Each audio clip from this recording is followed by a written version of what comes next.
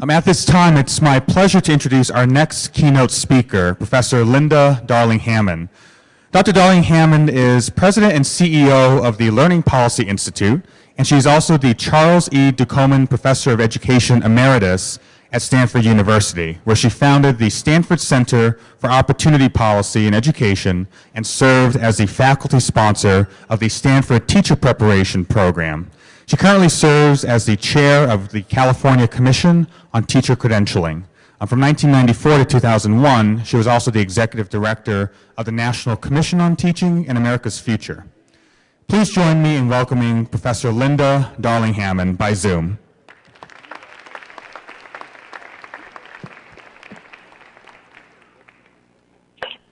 Well, it is great to be with you, at least virtually. And can you hear me all right? Raise your hand if you can hear me. All right, great. Technology is working. I'm hearing a little bit of an echo, so I'm going to turn down my volume, I guess. That will probably help with that. I am a big fan of the work that's going on in Washoe.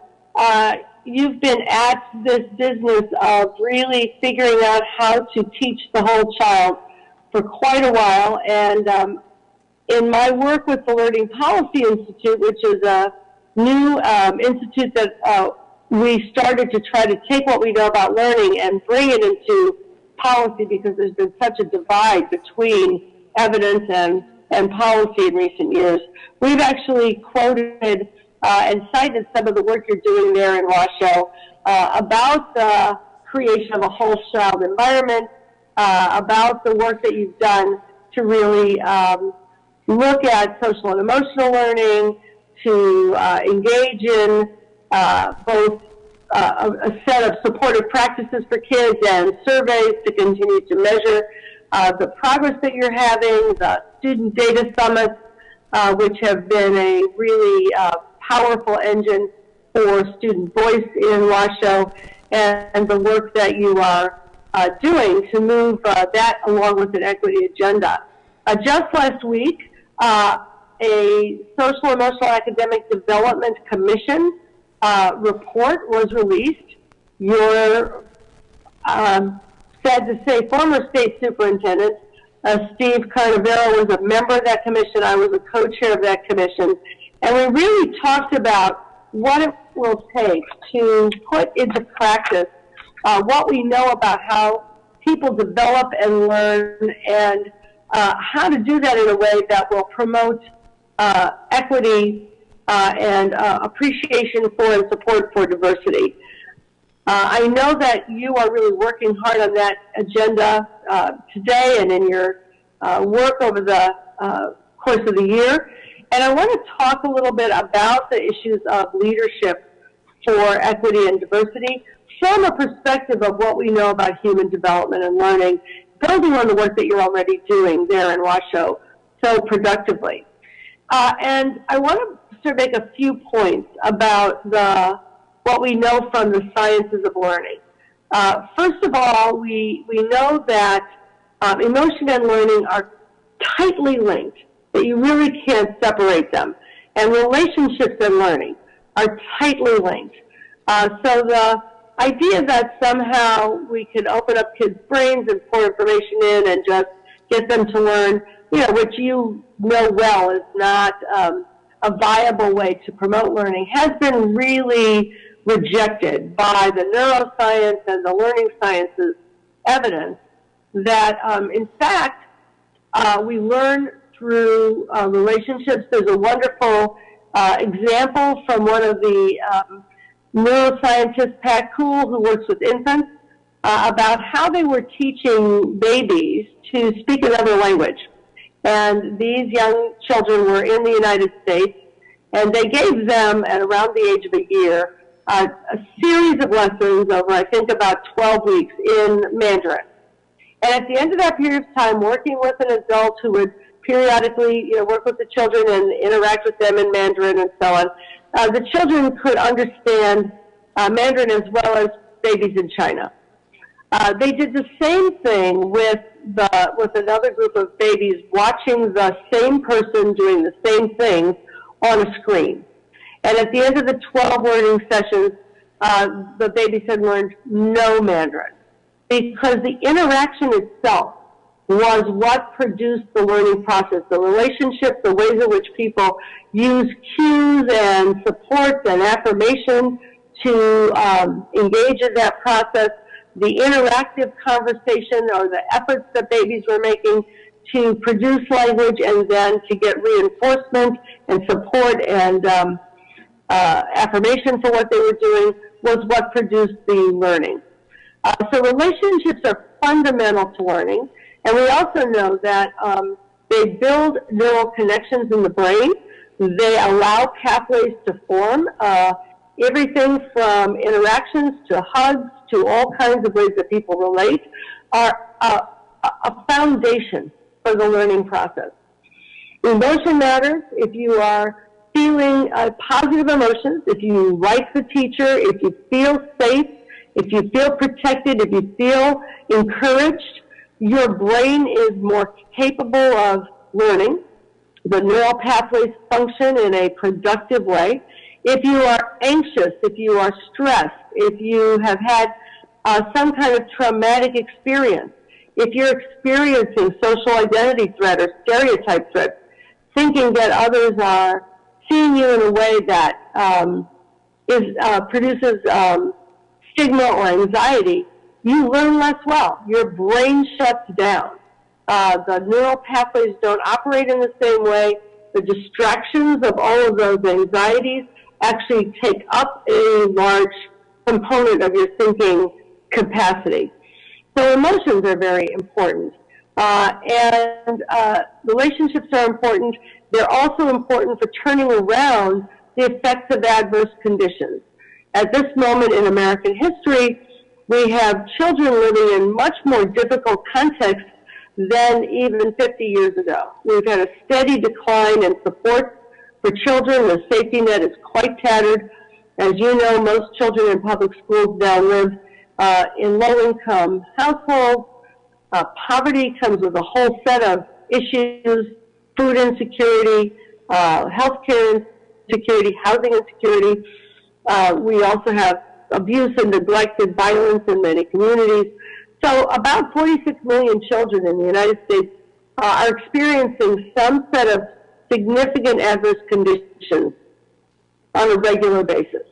So that means they're coming to school as well with a great amount of their both emotional and cognitive capacity affected by toxic stress, which creates physical reactions, adrenaline and cortisol production that cause hypervigilance and a sense of anxiety, likelihood of flying off the handle easily or being triggered because all these emotions are in play by maybe even little things, by having a lot of context that may impede the effect of the opportunities to learn. But relationships are actually the antidote to the toxic stress, that we also have evidence that people can heal and can move forward and can reorient their thinking, their behavior, when they have the advantage of those strong, secure, affirming relationships. So obviously this has a lot to do with equity, has a lot to do with creating an environment in which all children can learn. We also know from the science of learning that certain kinds of opportunities make a difference in the neural development. Physical activity. People learn better when they've been physically active, when they have those opportunities. They think better when they're walking. Kids who we think of as on the ADHD spectrum, if they're able to move, often are able to learn more effectively. But it's true for all of us that physical fitness matters. Obviously, nutrition matters. Green space matters. Being outdoors in nature actually provokes better neural development and learning. Mindfulness, clearing the brain, breathing, centering, has an effect. The symbol systems make a difference. So music and art, physical education, as I've said, foreign languages, learning languages, all of these things actually promote patterns in the brain, neural development, connections that support learning generally. So when I think about, what would school look like if we were building it on the basis of what we know about the science of learning, it would look a lot like what it looks like in Finland, where kids have all kinds of developmental supports from early learning all the way through school, where all the teachers and early childhood specialists and others are trained in child development and how to interpret and support that, where everyone is trained in special education in their teaching, and kids can get any kind of services they need when they need them. About 50% of kids in Finland get some kind of special services in elementary school, but almost nobody needs them by the time they get to high school. There's not a big process to acquire them. They go outside every hour on the hour for 15 minutes and run around, and then come back in for the next session of learning. Even in the snow, the little kids put on their boots and their snowsuits and get physical activity. Music is taught every day. Art is regularly in the curriculum. In elementary school, kids are learning usually 2 or 3 languages with different alphabet systems. And so they're just developing a neural capacity from what we in the United States have often thought of as frills in the curriculum. We think we've had eras of back to the basics where we think, it's reading and math, forget about, recess and music and art and, all these other things that, in fact, are central to developing the human capacity to learn. So it's a different framing for the work that we do as educators to have that understanding. And then there's the understanding that people have to feel psychologically safe and physically safe in order to learn well. So I want to talk about 4 things that leaders can do that make a difference in developing an environment for learning that promotes equity and promotes the productive development of a diverse learning environment with kids.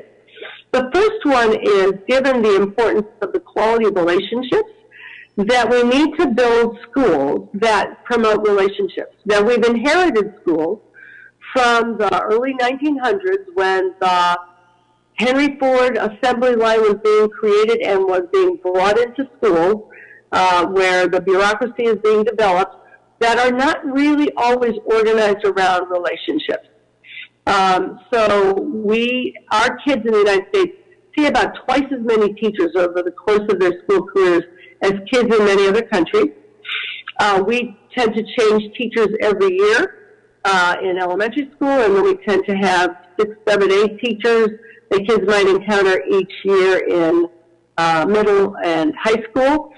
And it's very hard by the time you get to middle and high school to have strong long-term relationships with a caring adult. It's not that adults don't care, but it's hard to care effectively for 120, 150, 180 kids at a time. So schools that are doing, producing better outcomes, particularly for children of color, children from low-income families, are building more relational structures. Sometimes that involves looping in the elementary school and even in the secondary school, where teachers stay with the same kids for 2 years or even more. In other countries, it could be 2, 3, 4, even 6 years that teachers stay with the same cohort of kids. The effects on achievement are so strong that when they did the Tennessee class size reduction study, they had to take out of the analysis looping classrooms, because those classrooms were getting such gains in achievement from looping that it complicated the ability to see whether class size reduction made a difference. But it was more powerful to have the same kids over time than to reduce the class size. Because once you get to know kids and their families and how they learn, and especially kids who may have been hard to get to know, whose families may have taken a little bit more time to engage, to be able to continue that builds a much steeper learning slope because of the relationships that allow more tailored instruction, but also deeper relationships and deeper understanding. Many middle and high schools are now creating advisory systems where teachers stay with the same group of kids, 15 or 20 kids, sometimes for 2, 3, 4 years. And that's a class. It's part of their teaching load. It may be every day. It may be every other day. It's structured differently. That's the place where social emotional learning can be supported. It's the place where if a kid's having academic issues, those can be identified. It can be the point of contact with parents and allow the family engagement that's necessary. And if there are challenges, there's a person who knows every child well who can be involved. So those kinds of structures are, of course, very, very important for building attachment and relationships. The same thing then can happen with parents. But similarly, around the relationships, teachers need the opportunity to collaborate with each other and build relationships and get on the same page around their understandings of child development, around their understandings of how the practices are going to be similar across classrooms and over the years, so that kids are seeing the regularity of how do we approach discussions, writing, how do we approach norms and behaviors in classrooms. So we've been working on that, and those relationships are important. In the U.S., teachers teach more hours per year and week than in any other country in the world. We're tied with Chile for the most hours per year. And we have less time for planning and collaboration.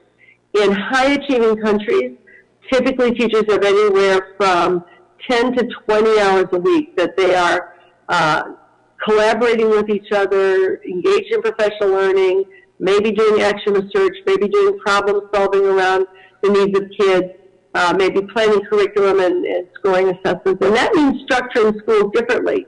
So leaders now have to think about how do we redesign the factory model schools of the past so that they become relationship-centered schools for adults and also for kids, so that we can have a more collaborative, more coherent, more aligned, more supportive, more reliable context for development and learning.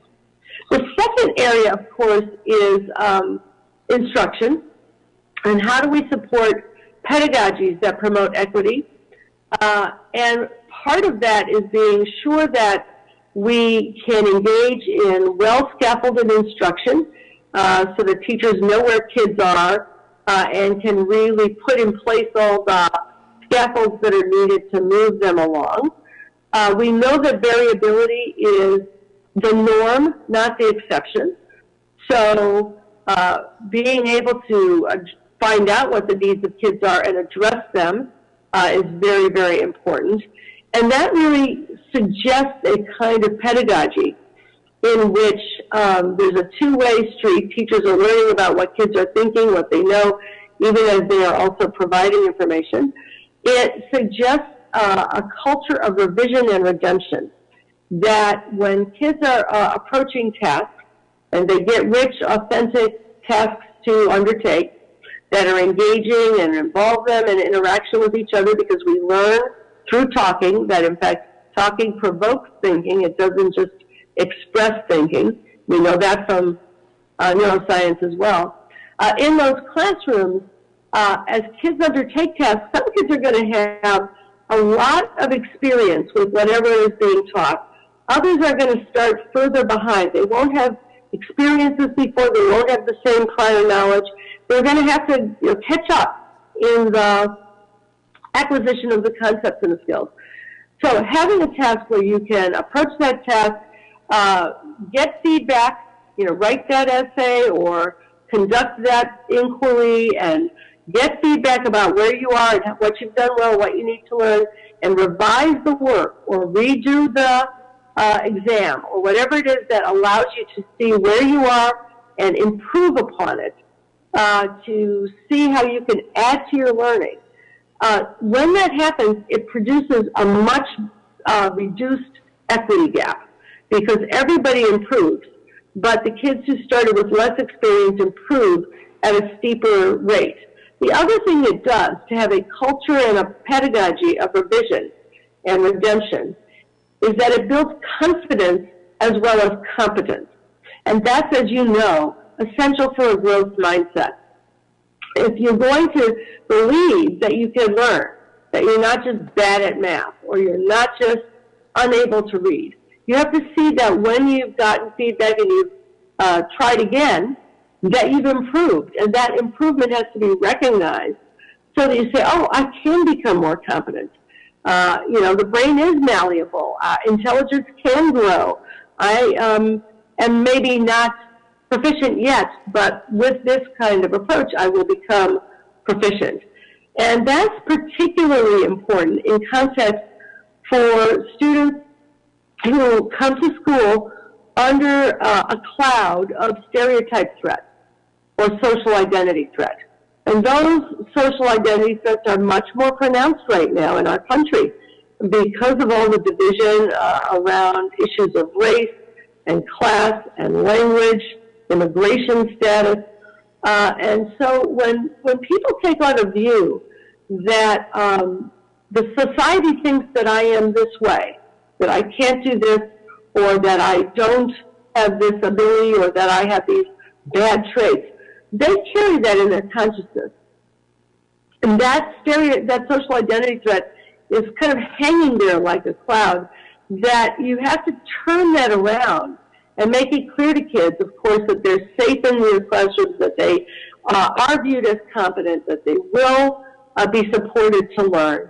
And sometimes teachers have to, and leaders, have to create an environment where that's very proactive. Not just the fact that you have safe and supportive and welcoming classrooms, but that you proactively let kids know in very clear ways that they are seen and viewed and supported as competent, valuable human beings. And that makes a huge difference. So people who work on stereotype threats, for example, do these little experiments about how to reduce that threat.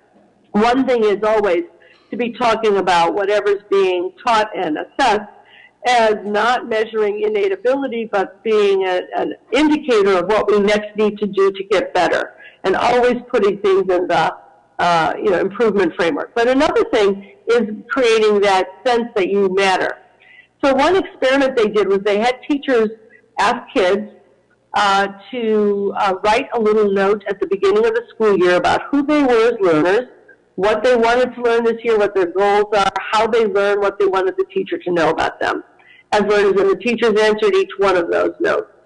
And that group of kids, and they've repeated this experiment many, many, many times now, group of kids that get that small intervention achieve at higher levels throughout the entire year, significantly so, as compared to kids who did not get that kind of experience at the beginning of the year. Well, why would that have such a big effect? One reason is that it says to the kids, I care about you, I want to know about you, you matter to me. And then the response to that says, I've seen you, I'm responding to you, I am going to hold this in my mind. And then, of course, teachers do learn from what they've heard from the kids, and it probably changes the behaviors between kids and teachers, creates more of a relationship and a bond. So you know, because you've been working on the social and emotional learning agenda for many years, that taking that time in a variety of ways to create that sense of value and safety makes a huge difference. And there's a lot of evidence from research that that kind of culturally competent practice is a path to greater equity. And of course, when kids come into a school, if they see on the walls images of people who've contributed who look like them, if they see in the teaching staff, diverse teaching staff, if they have in the curriculum opportunities to connect to their own cultural context and background, if they have opportunities to bring their experiences into the classroom, all those things create a set of signals of cultural safety and value that make a difference ultimately in learning. One other thing I'll say about the pedagogy is the importance that we're learning of teaching metacognition. That is not just teaching the facts and the skills, but teaching kids what their learning strategies are and what they can be, teaching them cognitive strategies for how do I approach this kind of learning, and then how can I improve, having them self-reflect on their work, often using rubrics to evaluate, what they've done. Even in math class, some teachers are using math journals as a way that kids can reflect at the end of class on what they learned, what they may be confused about. Every kind of metacognitive reflection actually creates much more powerful learners who are more in control. They found, too, that with special education students, teaching cognitive strategies, how do I approach this? What's the way that I can learn it? What are multiple ways that I can learn it? Which one worked for me? How am I doing? What do I want to do next? All of those things improve performance. And in fact, in one set of studies of teaching cognitive strategies to students in an inclusion context, they found that students identified for special education were outperforming the regular students, that is the general ed students, in the group that did not learn the cognitive strategies. So there are ways to really support the activation of the brain around how I can learn better that make a huge difference as well. And sometimes it's hard to think about how do we find the time to fit these things in, because it feels like the curriculum is marching ahead and you've got to get through all the standards and so on. And so it takes leadership to help teachers think about what are going to be the power standards, how can we take the time to do these deeper approaches to learning that are going to produce greater equity, that are going to really produce in the long run greater learning. The third area, of course, you are experts in. So I feel like I'm bringing, as they say, Colts to Newcastle, but explicit social and emotional learning, explicit teaching of restorative practices, so that rather than kids being excluded when they misstep, they are brought further into the community, enabled to stay in school, not suspended in most cases, but enabled to make amends, enabled to work with others to learn the behaviors that will be more productive in the long run. And we know, of course, that that also significantly raises achievement and reduces achievement gaps. A single suspension raises the possibility of dropout by about 50%. You know that in most states, suspensions and other exclusionary forms of discipline are typically applied in ways that are discriminatory, that produce different outcomes. Kids of color are often suspended for the same offense, if you will, as white kids at a much higher rate, and then that produces part of the dropout factory process. So finding ways to deepen that work around restorative practices and social and emotional skill building all the way through high school. And we are all learning. I'm still developing my social emotional skills. I'm sure all of you are also. It's a lifelong process, and I'm grateful for the learning opportunities that I get to develop strategies that help me in life. And I think kids need that throughout all of their lives, not just in the elementary grades. So that's important too. And then the last piece I'll mention is sort of the importance of systems of support, multi-tiered systems of support. And I'm sure that you're working also on ways to identify when kids need additional emotional support, when they may need additional academic support. I think one of the challenges we have in the United States is that a lot of the provisions of supports are, first of all, very fragmented. We get different programs and categorical funding, and things are not very well stitched together at the federal level and at the state level in terms of getting, you the resources that you need to stitch together the various kinds of supports that you want to make available to kids. People are having some really good experiences with community school models where there's a coordinator or a social worker who can help bring those services together. That's really important for our kids. Being proactive, having that advisor or that teacher who can flag that this kid just had, their parents just went to prison, or their parents got divorced, or they were evicted, or whatever might have happened.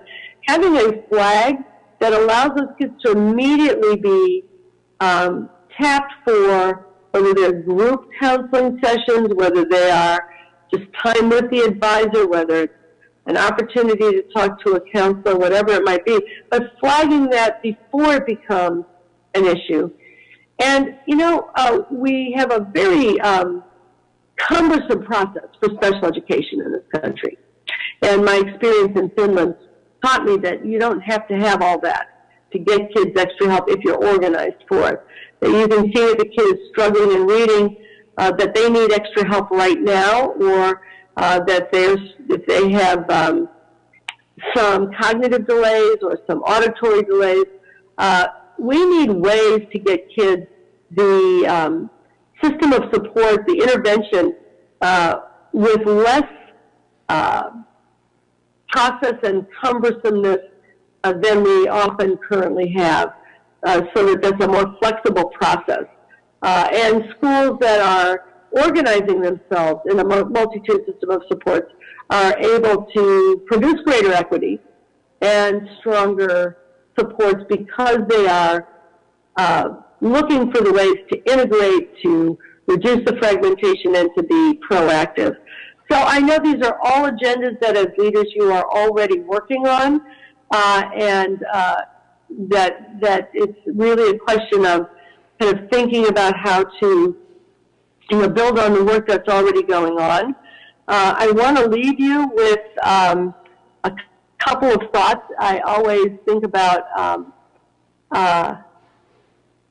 Gus Hawkins, who was a congressperson, who actually was known as Mr. Title I. He helped to create the Title I law back in the 1960s. But he used to say, the leadership belongs not to the loudest, not to those who beat the drums or blow the trumpets, but to those who day in and day out in all seasons work for the practical realization of a better world. Those who have the stamina to persist and remain dedicated. And really, I want to thank you for your stamina to persist and remain dedicated, to work, day in and day out, as I know you do in all seasons, for the practical realization of the better world that educators have more opportunity to create than probably people in any other profession. And then finally, I'll leave you with my favorite words from John Dewey, who basically plagiarized everything I thought before I thought it. But my favorite, and I think it speaks to what you're working on and towards, what the best and wisest parent wants for his or her child, that must the community want for all of its children. Any other goal is narrow and unlovely. Acted upon, it destroys our democracy. Only by being true to the full growth of all the individuals who make it up can society by any chance be true to itself. Thank you so much for all that you do to make that kind of a vision for our world possible.